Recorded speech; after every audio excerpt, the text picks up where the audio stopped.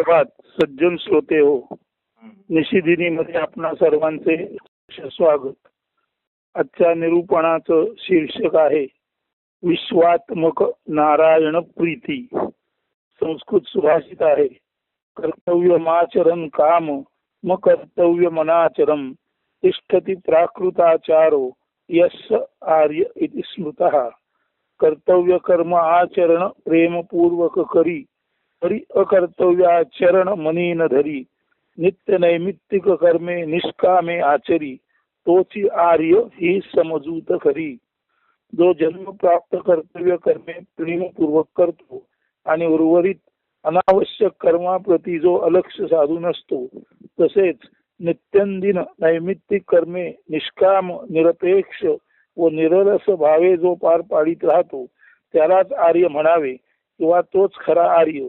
येथे कर्तव्य रूप कर्मांच्या आचरणाला आणि अर्थात दैनंदिन कर्माचरणाला जे त्या वेळी केलेच पाहिजे म्हणून अचानक उभे राहते किंवा औचित्यरित्या उभे राहते, अशा कर्मांना महत्व दिले असून उर्वरित कामना वैषयिक कर्मांबाबत जी अत्यावश्यक स्वरूपाची असतातच असे नाही. मनात विचार तर अशा कर्मांबाबत मनात विचार येणेही अयोग्य असल्याचे सुचविले आहे. त्यांचे आचरण तर दूरच.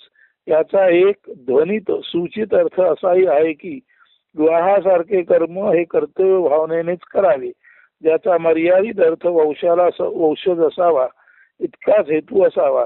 त्यामागे काम रतिक्रीडा सुखलालसा नसावी. अर्थप्राप्ती सुद्धा नेहमीचे जीवन पुरेसे सरळ सुखपूर्ण होण्या इतपतच असावे. त्यामागे धनसंचय लोभ नसावा. सारांश, काम अर्थ हे पुरुषार्थ अत्यंत मर्यादाशीलतेने आचरावेत. त्यामागे ईशणा, कामेशणा, अर्थेशणा, दारेशणा, पुत्र किंवा पुत्री यांची ईशणा असा हव्यास भाव नसावा. एका अर्थाने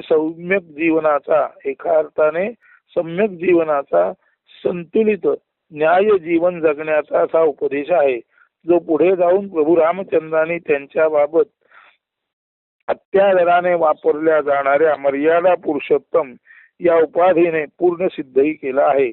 हा उपदेश आदर्श गृहस्थ किंवा संसारी माणूस कसा असतो त्याचा आहे. संसारी माणसाचा मर्यादित आदर्श संसार कसा असावा हे सांगणारा आजचा हा निरूपणाचा विषय आहे. हा उपदेश संसार त्यागी संन्यासांसाठी नाही. त्यांनी संसार टाकला त्या संन्यासांसाठी हा उपदेश नाही.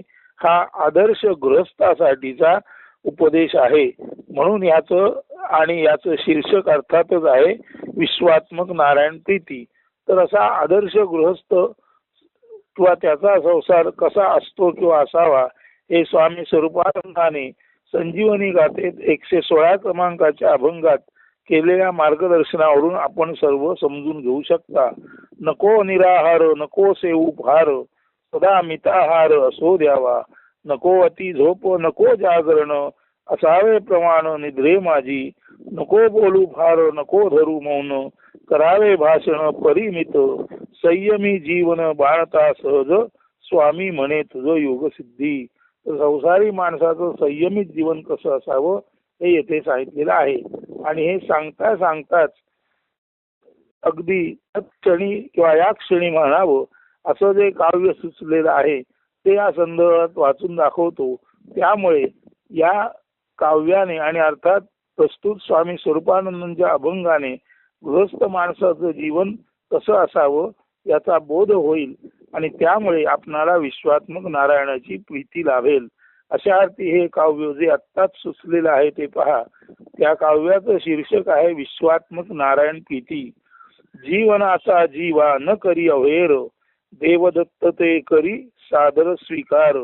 जन्मोजन्मींचे तव भाग्य उजळले, म्हणून नरजन्म रूपे तुला ते लाभले. देवाजीची कृपा घे नीट समजोनी, स्वतैसे समाज हित घ्यावे साधोनी.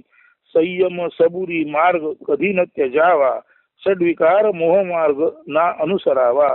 ज्ञान प्रेम मार्गे जीवना चरण असावे, साधू संत संकेते सुगंधित व्हावे. सर्व जीवते एकची तत्व सदाशिव. सर्वाप्रती असावा अभेद प्रेमादर व्हावो. रामकृष्ण हरिहर तुआ हेच सांगताती. ध्यानी घेसी तरी लाभे विश्वात्मक नारायण प्रीती. तेव्हा आदर्श गृहस्थाने आदर्श गृहस्थी किंवा संसार करताना हा जर स्वरूपानंदांचा अभंग आणि विश्वात्मक नारायण प्रीती या काव्यात सुचवलेला जो आचरण योग्य भाग आहे तो ध्यानात घेतला तर निश्चितच विश्वात्मक नारायण प्रीतीचा लाभ तुम्हा आम्हा सर्वांना सहजासहजी होऊ शकेल.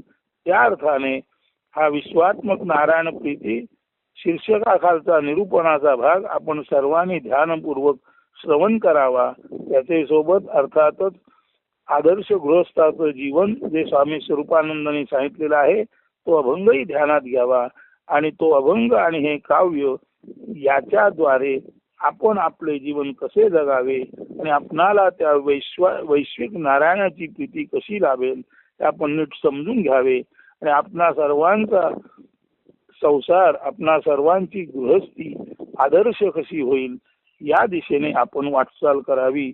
इतके सांगून आजचे निरूपण येथेच थांबवतो. धन्यवाद. अस्तु. सुदिन सुप्रभात.